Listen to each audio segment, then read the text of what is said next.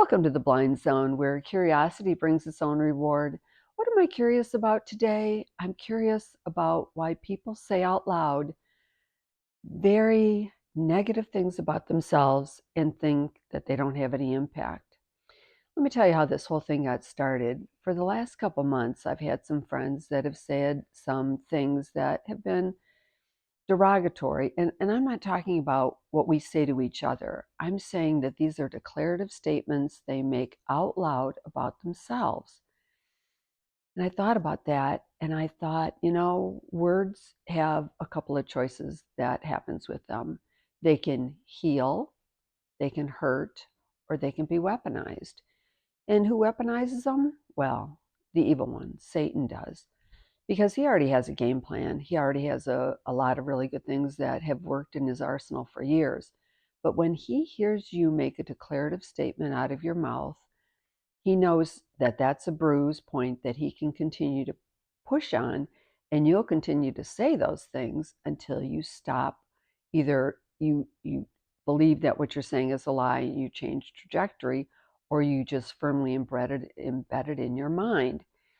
And here's an example of that. When I have heard people say, I couldn't remember where my car keys were. I must be losing my mind. It must be early Alzheimer's. I can't remember a thing. So if you have said it to me, you've said it probably out loud with or without other people around hearing you. And Paul said to his protege Timothy, he said, God did not give us a spirit of fear, and he gave us a sound mind. But every time you say those statements out loud in a declarative fashion, you're cementing those things in your head. And at some point, you're either going to have to, again, decide if it's true or decide that what you've been telling yourself has been a lie. Because again, Satan wants to kill, steal, and destroy. And if he has to use your words against you, he has no problem with doing that. And, in the book of Romans, in the 10th chapter, the 17th verse, it says, faith comes by hearing the word of God, and it's hearing the word of God. So if you can hear the word of God and become more faithful, I have to believe that hearing negative thinking about yourself is very detrimental.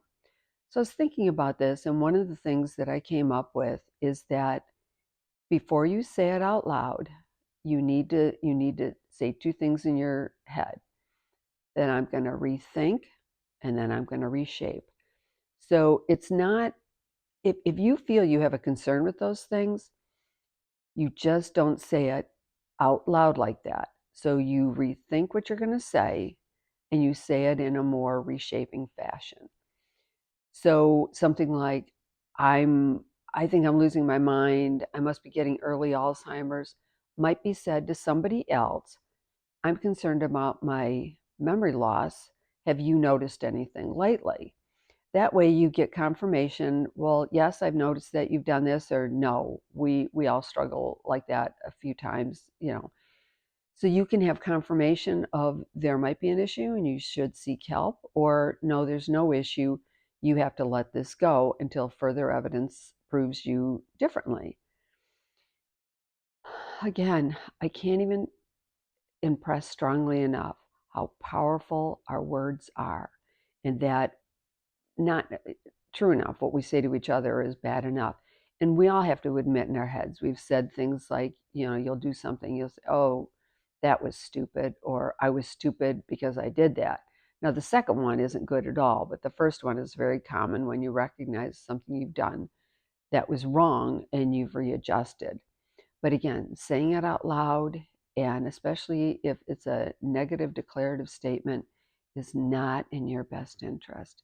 So I'm asking you, I'm imploring you, because we have a lot of words from A to Z, and you can think of a better one to frame how you need to relay an issue or an item so that it comes out in a more favorable tone so that it cannot be used against you. So that's it. That's my word of my cautionary tale, and I implore you to just again rethink and reshape before what comes out of your mouth may be used in a harmful way against you. So that's it. my words of warning today. We'll see you next time on The Blind Zone.